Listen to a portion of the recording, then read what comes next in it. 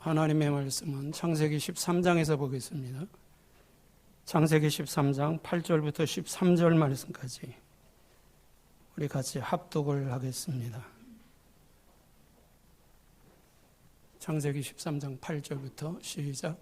아브라함이 롯에게 이르되 우리는 한 친족이라 나나 너나 내 목자나 내 목자 서로 다투게 하지 말자. 내 앞에 내 땅이 있지 아니하냐. 나를 떠나 우하고 내가 우하면 나는 좌하리라. 이에 등록하여 여호와께서 소알까지 온 왕에게는 여호와께서 소알과 고모를 멸하시기 이전이었으므로 여호와의 등상같이 그러므로 요동동처럼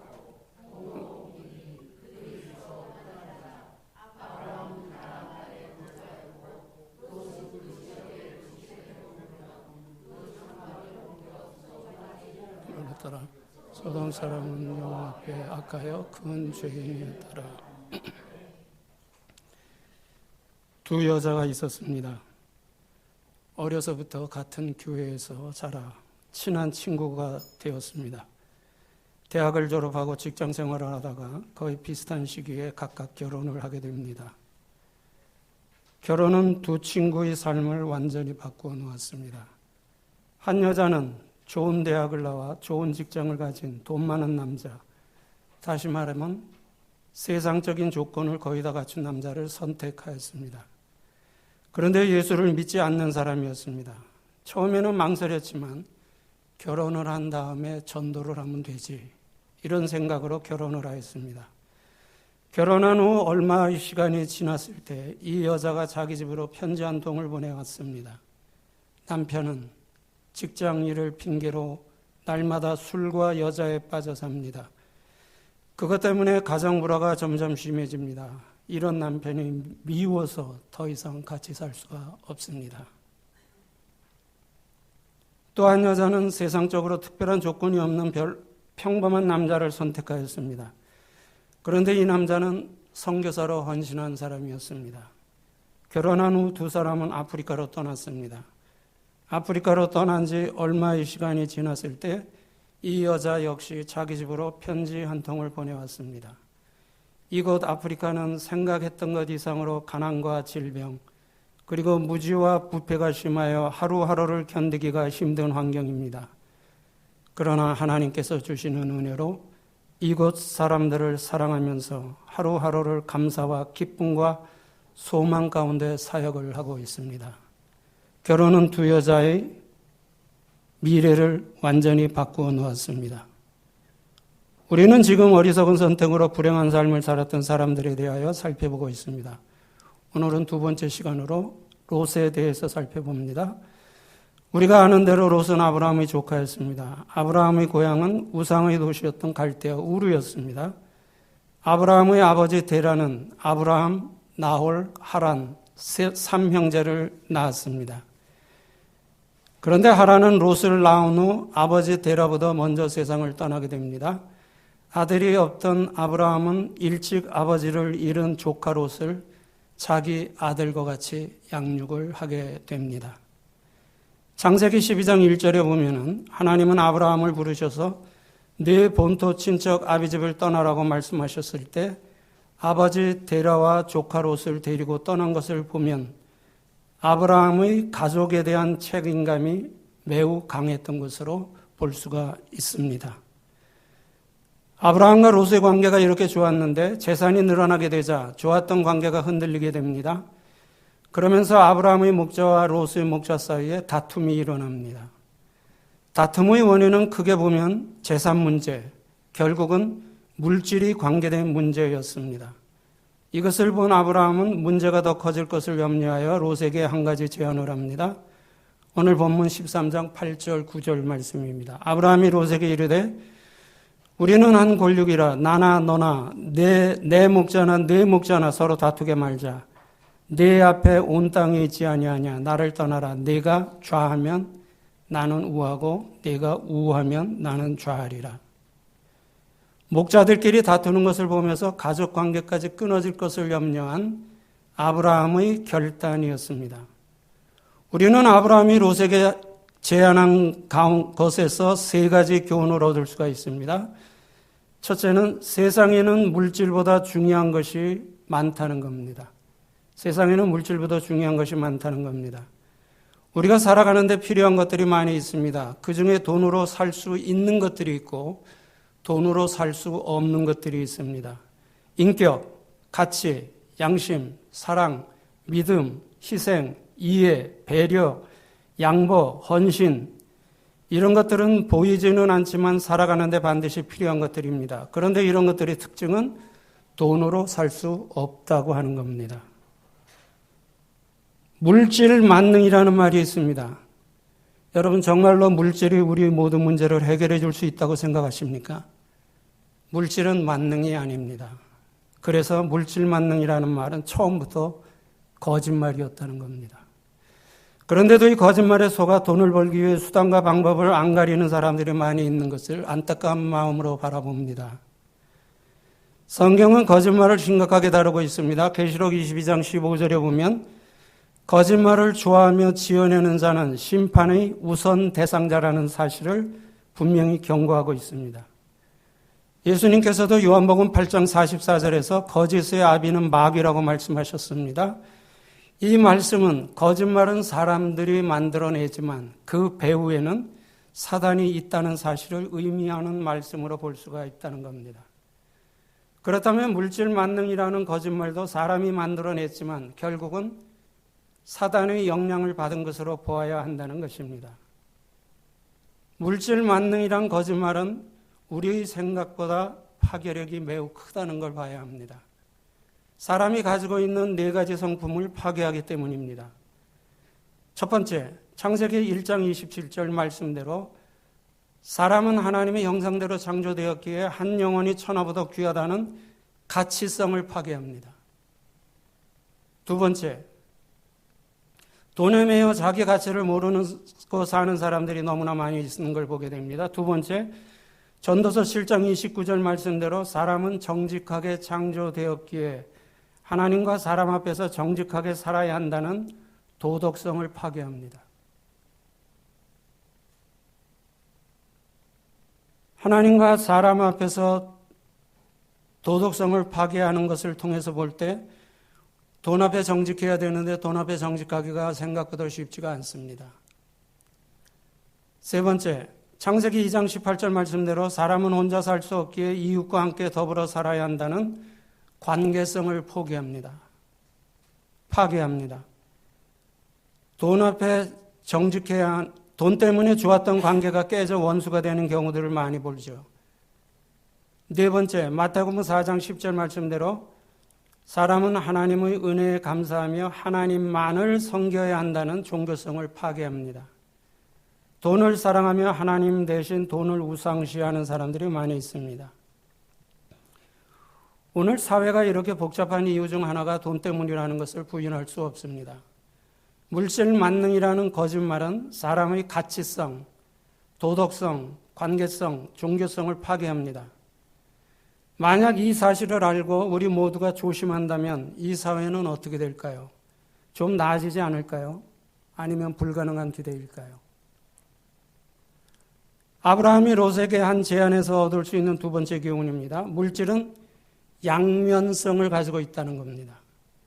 다시 말하면 물질은 가족 및 인간관계를 든든하게 세워주는 수단이 되기도 하지만 가족 및 인간관계를 무너뜨리는 수단이 되기도 한다는 겁니다. 이런 말을 들어보셨을 겁니다. 돈은 우리의 삶을 도와주는 선한 종이 되기도 하지만 우리의 삶을 파괴하는 악한 폭군이 되기도 한다는 말입니다. 오늘도 많은 사람들이 돈의 양면성 때문에 웃기도 하고 울기도 하면서 살아가고 있습니다.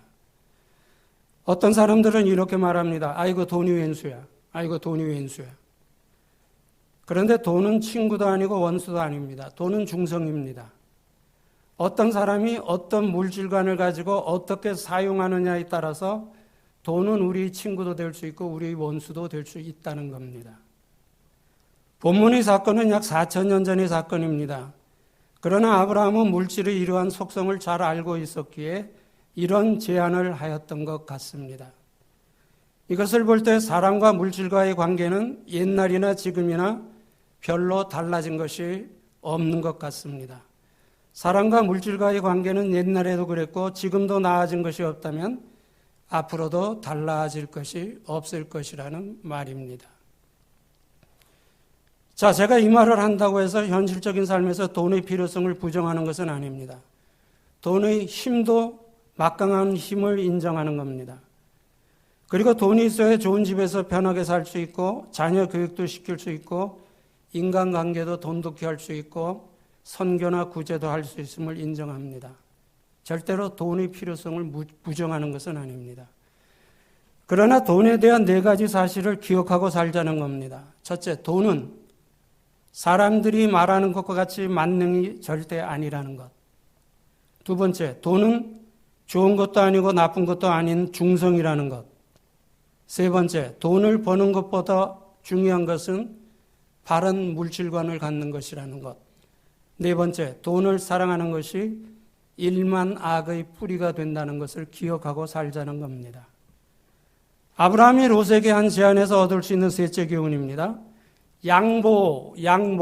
양보는 성숙한 인격에서 나온다는 것입니다. 이스라엘은 아버지 중심의 특별한 가족 제도를 가지고 있는 민족입니다. 특히 가정에서 아버지의 권위는 거의 절대적이었습니다.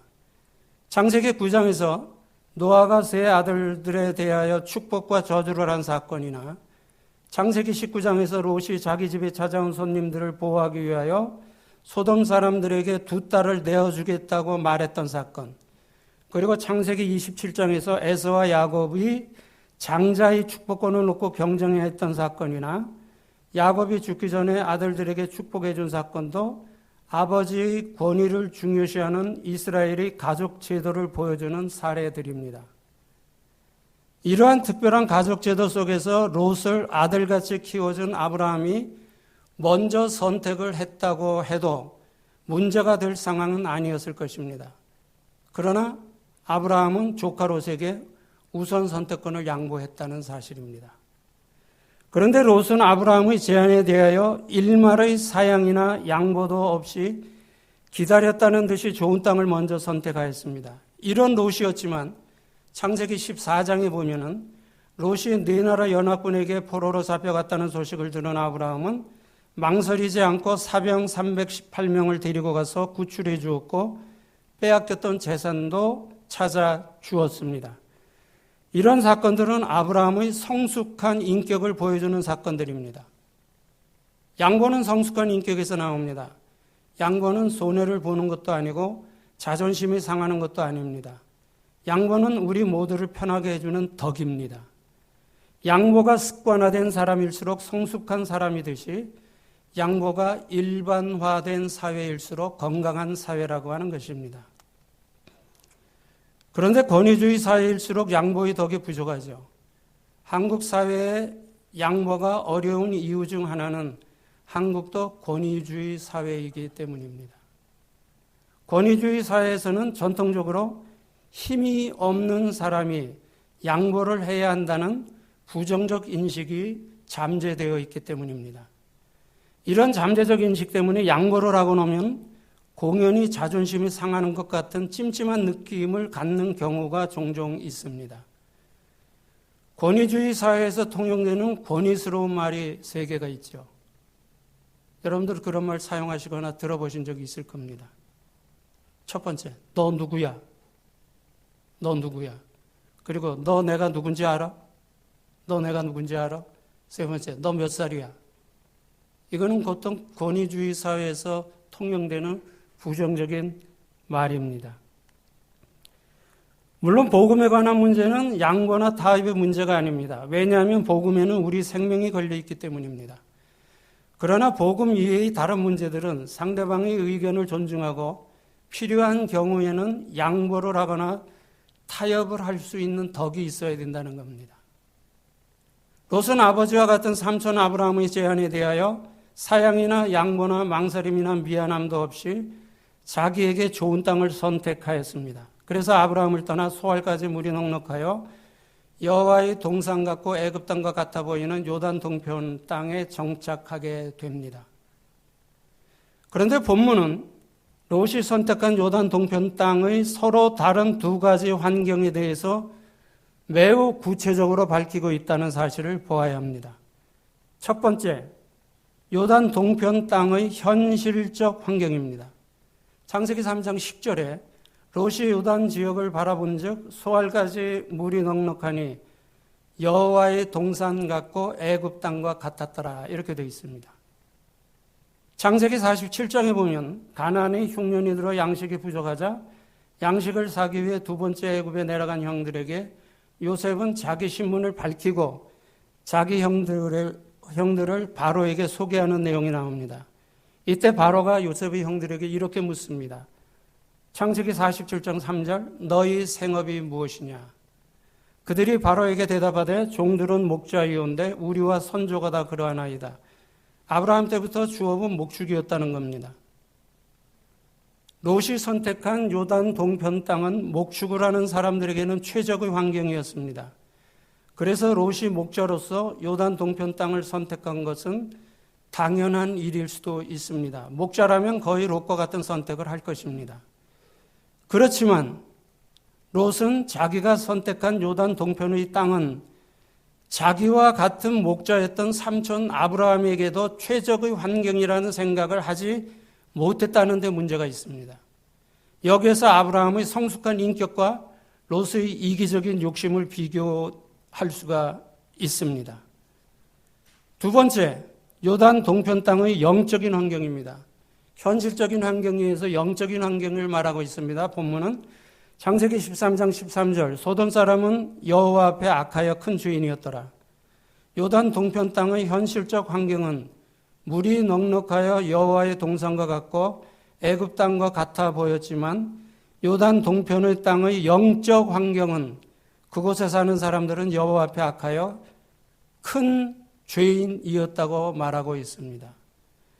본문에서 소돔 사람은 여호와 앞에 악하여 큰 죄인이었다고 말한 것은 롯의 선택이 어리석은 선택이었음을 암시해 주기 위함입니다. 다시 말하면 롯은 물이 넉넉하여 애국과 같고 여호와의 동산 같았던 요단 동편 땅의 현실적 환경만 보았지 현실적 환경에 가려져 있던 영적 환경, 즉 소돔 사람들이 죄는 보지 못했다는 겁니다. 목자에게 목축하기에 적당한 환경의 문제는 중요한 문제입니다. 그러나 하나님의 백성들에게 이런 현실적 환경 못지않게 중요한 환경이 바로 영적 환경이라는 사실입니다. 그런데 롯은 현실적 환경에만 관심이 있었지 영적 환경에는 전혀 관심이 없었던 것 같습니다. 그렇다면 롯은 분명히 어리석은 선택을 한 것입니다. 롯이 어리석은 선택을 하였다는 것이 사실로 드러나기까지는 시간이 그리 오래 걸리지 않았습니다. 창세기 19장에 내려가 보면 소돔과 고모라가 멸망당할 때 하나님은 아브라함을 생각하셔서 롯을 구해내십니다. 그러나 롯은 이때 아내와 그 많던 재산을 다 잃어버리게 됩니다. 게다가 두 딸과 동침하여 아들을 낳는 있을 수 없는 불륜의 죄까지 범하게 됩니다. 영적 환경을 보지 못했다는 이유 때문입니다. 하나님은 하나님의 형상대로 아담을 창조하시고 아담이 혼자 있는 것이 좋지 않아 하와를 창조하셨습니다. 이 말 속에는 중요한 두 가지 의미가 들어있는데 하나님의 형상대로라는 말 속에는 사람은 종교적 존재라는 의미가 들어있고 혼자 있는 것이 좋지 않아라는 말 속에는 사람은 사회적 존재라는 의미가 들어있습니다. 그런데 인간을 종교적 존재라고 할 때 놓쳐서는 안 되는 중요한 단어가 있습니다. 그것이 바로 영적 분별력이라는 겁니다. 영적 분별력. 육적 분별력이 없으면 상황을 바라보지 못하기 때문에 물질적인 손해를 볼 수가 있습니다. 그런데 물질적인 손해는 만회할 수가 있다는 얘기입니다. 그러나 영적 분별력이 없으면 죄를 보지 못하기 때문에 육적 분별력이 없어서 보는 손해와는 비교할 수 없는 심각한 손해를 볼 수 있다는 사실입니다. 왜냐하면 영적 분별력은 우리의 영혼과 관계가 되기 때문입니다. 이러한 사실은 롯의 경우를 통해서 볼 수가 있습니다. 롯은 육적 분별력이 있었기 때문에 목축하기에 좋은 소돔 땅을 먼저 선택할 수 있었지만 영적 분별력이 없었기 때문에 소돔 땅의 죄를 보지 못한 상태로 그 땅을 선택하였다는 것이 바로 문제였다는 사실입니다. 그 결과는 물질을 잃어버린 정도의 손해가 아니었습니다. 아내는 소금기둥이 되었고 두 딸과 동침하여 아들까지 낳는 불륜을 범하여 지금까지 사람들의 입에 오르내리고 있습니다. 그러나 자기가 선택한 결과인데 누구를 탓하겠습니까? 물론 롯의 경우는 역사 속에 한 번 있었던 특별한 경우입니다. 그러나 성경에는 영적 분별력이 없을 때 나타났던 이와 비슷한 결과들을 보여주는 사건들이 많이 있음을 우리는 주의해야 합니다. 사람들은 세상의 문제를 인구 문제, 식량 문제, 환경 문제, 전쟁 문제 이런 것들이라고 말을 합니다. 그러나 정확하게 말한다면 창조 질서를 지키고 이 세상을 하나님의 뜻에 맞게 관리해야 한다는 사명에 순종하지 않고 하나님께 도전하는 죄의 문제로 보아야 한다는 겁니다. 환경 문제가 아닙니다. 여러분 이런 말을 들어보셨죠? 굶주려 죽는 사람들이 많다는 것. 그건 여러분 세상에 양식이 없어서 굶주려 죽는 것이 아닙니다. 하나님이 우리에게 주신 분배, 가진 자가 갖지 못한 자에 대한 책임, 분배의 정의를 실천하지 않아서 한쪽에는 굶어 죽고 한쪽에는 식량이 남아 썩어가서 이런 불균형 상태가 온 것이지 식량이 모자라서 사람들이 굶어 죽는 건 아니라는 거예요. 여러분 미국의 인구는 전 세계 인구의 4.5% 정도밖에 되지 않습니다. 그런데 미국에서 1년에 쓰이는 물량이 얼마인지 아십니까? 전 세계의 30%가 미국에서 쓰입니다. 그것만 우리가 줄인다면 여러분이 음식만 조금만 절약해서 그 가난한 자들에게 나누어 준다면 세상 70억, 80억 인구는 다 배불리 먹고 살 수가 있습니다. 그런데 분배의 정의를 우리 인간의 욕심이 실현하지 못하게 하기 때문에 한쪽에서는 굶어 죽고 한쪽에서는 음식이 썩어간다는 겁니다. 하나님이 창조하신 세상은 완전한 창조입니다. 그렇게 불균형하게 이해해서는 안 된다는 거예요. 지난 시간에 말씀드린 대로 성경의 단어수는 772,333, 77만 2,333 단어입니다. 그 중에서 제일 중요한 단어 두 가지라 그랬죠. 죄와 구속이라고 했습니다. 예수님은 이 죄와 구속 때문에 인간의 몸을 입고 역사 속으로 들어오셨고 죄와 구속 때문에 십자가에 못 박혀 죽으셨고 죄와 구속 때문에 부활실천하셨고 죄와 구속의 문제를 완성하기 위해 다시 오실 것입니다. 그리고 죄와 구속의 인간의 삶과 역사를 완전히 바꾸어 놓았던 것을 우리는 알아야 합니다. 그런데 사람들은 죄라는 말을 싫어합니다. 왜 싫어한다고 생각하십니까? 로마서 3장 10절에 의인은 하나도 없다는 말씀과 같이 모두가 죄인이기 때문에 죄를 싫어합니다. 의인이기 때문에 죄라는 말을 싫어하는 것이 아니라 죄인이기 때문에 죄라는 말을 싫어한다는 겁니다. 성경에서는 죄에 대하여 계속하여 경고를 하고 있는데도 사람들은 죄에 대한 두려움이 없이 살아가고 있습니다. 죄와 구속은 복음의 핵심이며 생명력입니다. 죄와 구속은 복음의 핵심이며 생명력입니다. 그런데 역사에서 교회가 복음의 생명력을 잃어버릴 때 나타났던 세 가지의 현상이 있었습니다. 첫째, 복음적 현상으로서 교회가 복음의 생명력을 잃어버릴 때 나타나는 현상은 교회에서 죄와 구속에 대한 이야기를 거의 하지 않는다는 겁니다. 물론 죄와 구속이 중요하다고 해서 교회에서 죄와 구속만 말하는 것도 문제입니다. 그런데 교회에서 죄와 구속을 말하지 않는 것은 더 큰 문제라는 것입니다. 그런데 안타까운 것은 죄와 구속을 말하지 않는 교회가 점점 늘어가고 있다는 사실입니다. 두 번째, 교회적 현상입니다.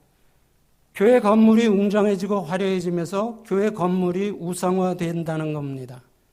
다시 말하면 건물이 신앙의 대리 만족의 대상이 되어가고 있다는 겁니다. 여러분 역사에서 단일 건물을 놓고 볼 때 면적당 건축비가 가장 많이 들어간 건물이 어떤 건물이라고 생각하십니까? 면적당 건축비가 가장 많이 들어간 건물 중에 하나가 바로 솔로몬의 예루살렘 성전입니다. 여러분 성경 보세요. 금으로 쌓아 바릅니다.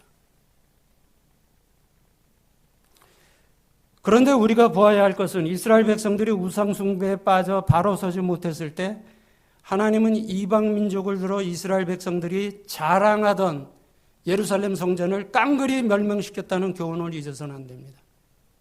이게 성경을 통해서 우리에게 주는 하나님의 교훈입니다.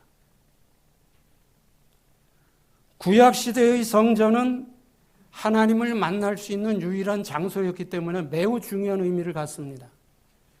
그러나 신약시대의 교회는 성도들이 함께 모여 하나님께 예배드리고 교제를 하는 장소 이상의 의미는 없다는 겁니다. 근데 지금 신약시대의 교회를 구약시대의 성전과 동일시하려고 하는 교인들이 있습니다. 이건 잘못입니다.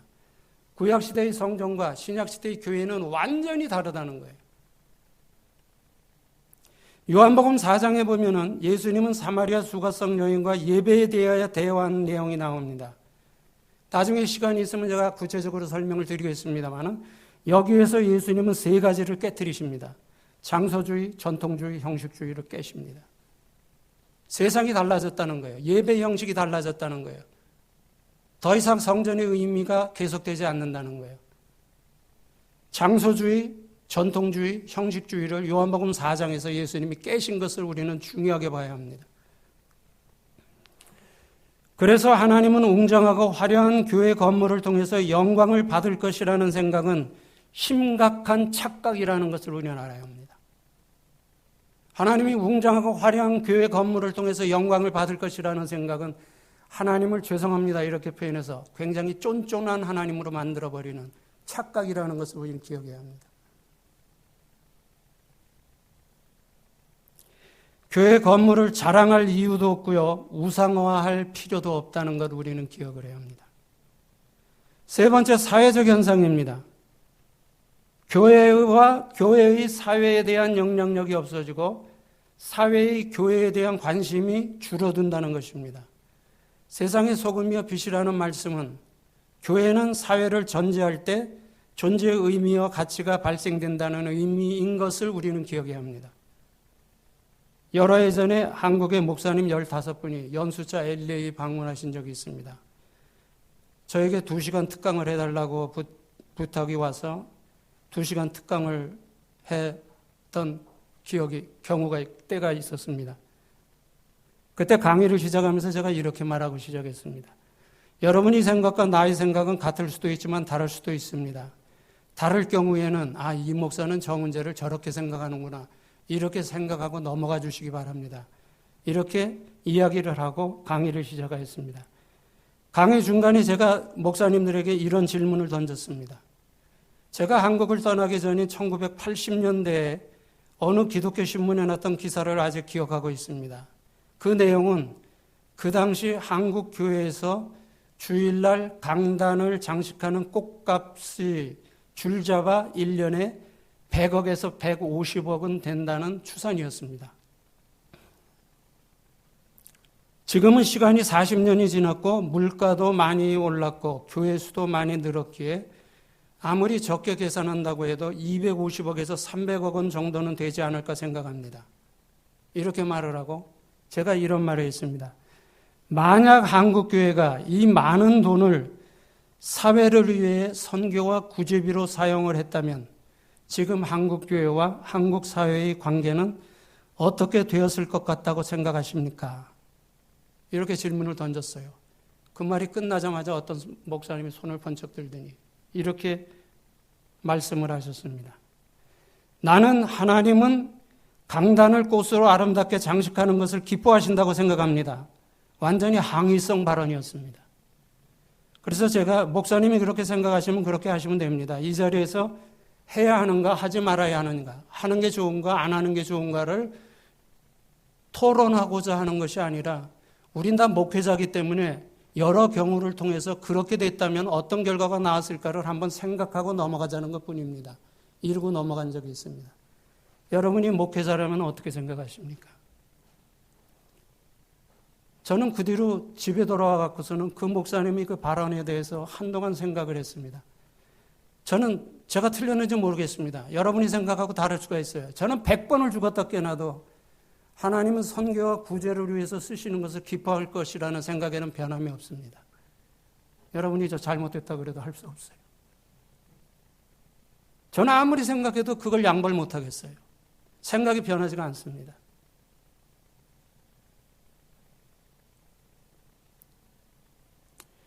교회가 복음의 생명력을 잃어버릴 때 나타나는 세 가지 현상입니다. 복음적 현상으로는 죄와 구속을 말하지 않는다는 것이고, 교회적 현상으로는 교회 건물이 웅장해지고 화려해지면서 대리 만족의 대상이 된다는 것, 사회적 현상으로는 교회와 사회의 거리가 멀어진다는 것입니다.